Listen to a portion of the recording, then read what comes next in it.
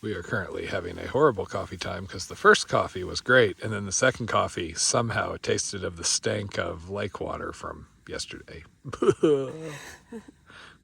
And it was our fault too, because we listened to gut hook comments which said fill out of the lake, it was drinkable, and we didn't go to the little trickle of water that was a little bit past that, which was totally collectible and probably would not have tasted so bad. That lake seemed to have some sort of major algae bloom going on.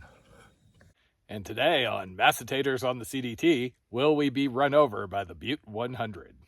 The trail through here has been absolutely awesomely maintained, obviously because of the mountain bike race. As a result, yesterday, other than the stop at the statue, stop at the lake, was just a lot of long sections of walking that just kind of faded together.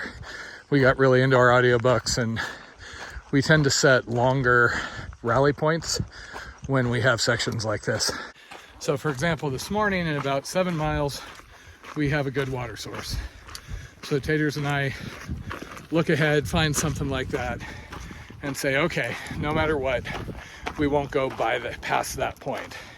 And then we start hiking, because we hike at different speeds. She's back there somewhere.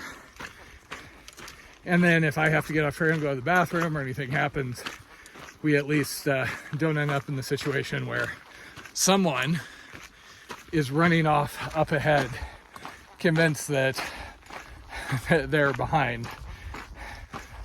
We did that once and didn't find each other till after dark. So on harder sections or where there's storms in the area or things like that, we'll do one every 4 or 5 miles. On better sections, every 8 or 10 usually. The smoke from last night seems to have cleared out. We do have a couple of fires around us, but nothing actually threatening the CDT route, at least so far. I did talk to somebody in Butte who was saying about how last year there were already really bad fires going at this time, but it was a little wetter up here this winter. I mean, there was 1.5 feet of snow that hit the glacier area mid-early June that delayed a lot of people. So that's at least giving us a bit of a reprieve. But once again, I'm pretty much assuming there's going to be a lot of fire, smoke, etc., no matter what. But that, bad weather, and the eventual soul-killing coldness is future problems to worry about. For now, I have been enjoying the really mild weather. It is warmer than I have expected here. Apparently, when we left Glacier, we just hit the warming trend. I brought my 10-degree sleeping bag instead of my 30, along with an extra pair of long johns, anticipating being in the cold for a while, and that's really not what's happened. Part of me does want to swap out my 10-degree for my 30-degree mummy bag, but I'm just reluctant to go through the hassle, because once I swap, that means that it takes up to 2 weeks to get something back. Not to mention my 30-degree is still a little bit messy, having been used for a lot of those early season trips. And it's expensive to bounce them back and forth through the postal system, and they're expensive bags, so you're at risk of them being damaged or lost. So I tend to stick with the same piece of gear as much as possible. The PCT, I only had my 10-degree Western Mountaineering, so I used that the entire way. And there were long stretches there, other than the desert and Washington, where it was pretty much overkill. Then on the ECT, since I was starting down in Florida, I actually had my 30-degree, and I kept that until the Canadian border. That was both a little painful some nights, especially in Florida Panhandle where it got so cold, and I hate sleeping cold. And then when I did swap it out in Canada, as it turned out, I was in the Maritimes. I didn't go into Quebec. Instead, I did PEI Nova Scotia, and that actually stayed relatively warm. So I was kicking myself because my pack felt so much better carrying the 30 instead of the 10. But especially with the goal of trying to avoid towns as much as I can, it's not like if all of a sudden it's going to get really cold and there's going to be a storm, I have the option of running into town, staying into town, etc. The goal for today is to do 27 miles, which is a step up from our normal mileage. However, a good chunk of today is going to be on a dirt road, and that tends to make for better time. Reason why we need to make 27 miles is both because there is water at the end, and also we have to meet Mark the Trail Angel out of Butte, who is bringing us the food to get us out to Chief Joseph. Basically, that is saving us from having to get to that point in about 25 miles, hitch into Butte, and blow part of a day with both the hitch, buying stuff at Walmart, triaging, and then coming back. So today being the last day of our 3-day carry, our packs are feeling nice and light with some extra water weight to get us through some of these longer stretches. And then tomorrow is going to be a rough day. Always the first day of a carry out of town, everything feels super bulky, super heavy. And then usually after the first night, it gets much more manageable. Even when you're doing we did a 10-day carry out of Candy Meadows in the Sierra Nevada when we were on the Pacific Crest Trail, which is a really awesome thing that so few people do. Trying to get out to Lone Pine or Bishop, basically you have to go thousands of feet up over a pass and blow like half a day each way, not to mention hitches, versus you can just stay in the Sierra Nevada for 200 some miles.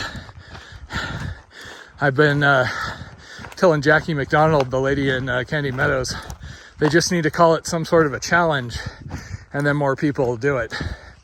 See all the bullshit people put up with trying to do Oregon in 2 weeks because it's called the Oregon Challenge, or puking their guts up to do the half-gallon challenge on the AT. So it just needs to be like the Sierra 10-day challenge or something like that. And boom, all of a sudden I think people will be trying it. Wait a second. One of these is not like the others.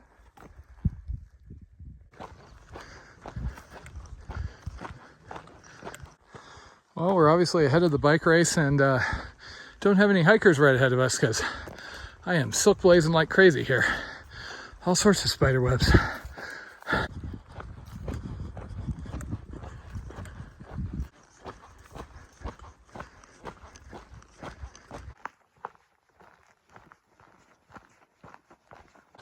A high running water source and a creepy abandoned cabin.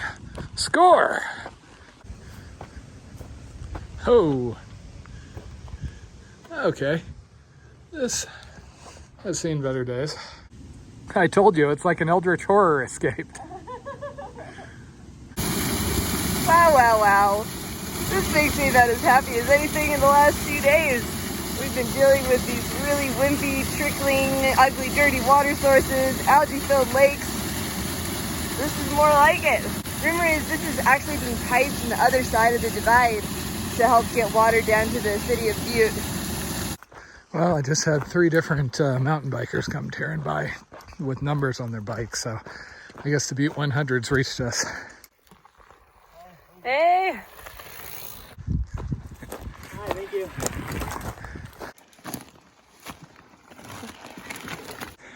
So apparently at this point they're all 35 miles in. And per that last guy, there's only a few thousand more bikers, so we won't have to do this for too long. At some point, I think we actually diverge from the route.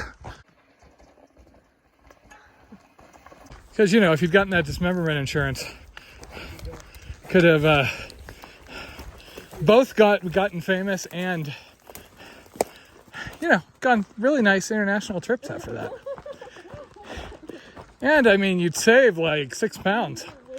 And I think we've now seen at least 100 people.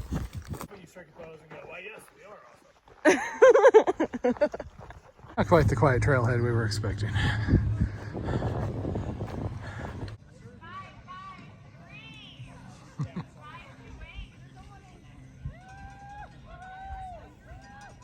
I will say this is one way to make me look forward to the road walk.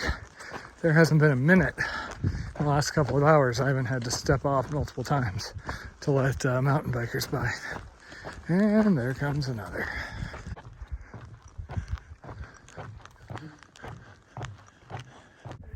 And we are at the last water source before another 10-mile dry stretch, and it ain't looking too good. 10 Irritators filters dirty water with mostly clogged Sawyer. because she apparently wants to save this. So we're just not going to use it. I'm just going to carry it the entire water sources. the rare decent water source. Sigh. Looking fondly back on the memories of that last amazing water source. And sitting here trying to pick up a trickle through the mud. Once again, Crystal Light to the rescue. The water doesn't taste near as bad as the lake yesterday, but it does have a certain distinctly not so great flavor. This mostly masks it. The constant flow of cyclists seems to have slowed down a bit. We're getting one every couple of minutes instead of multiple a minute now.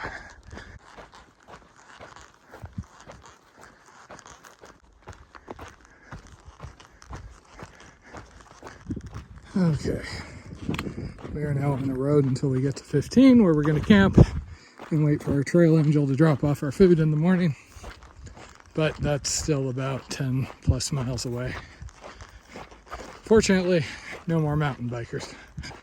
The route diverged from here.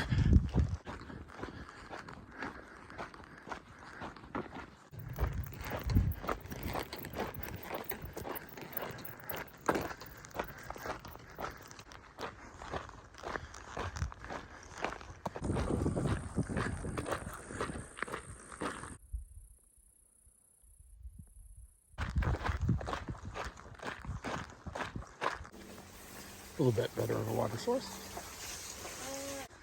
There's always something going on, and here it is the fact that there are hellacious mosquitoes right around this one little swampy water source, because it is the one little swampy water source. Hey, this is a decent water source. It is, minus the mosquitoes. Better than the last one. Die.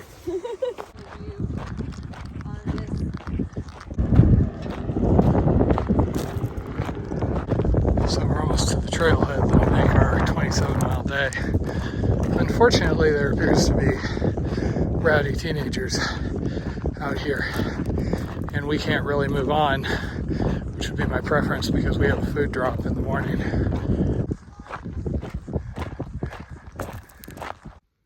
We just finished up a very long day, tied for our longest day at 27 miles. The other 27-mile day was our glacier road walk in the rain, and this one, the last 10 miles or so, was road walk also. Not our favorite, got to get over the 15, but it does help the miles pass a little faster. We did need to camp at a trailhead tonight, also not usually our favorite, but the reason is that the amazing trail angel Mark is going to meet us at that trailhead tomorrow with our resupply for the next 6 days.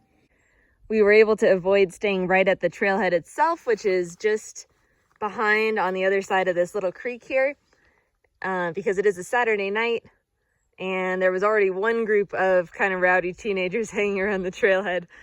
So just 5 minutes up the trail, across the creek, and found this nice cozy little site here. Home sweet home for the night.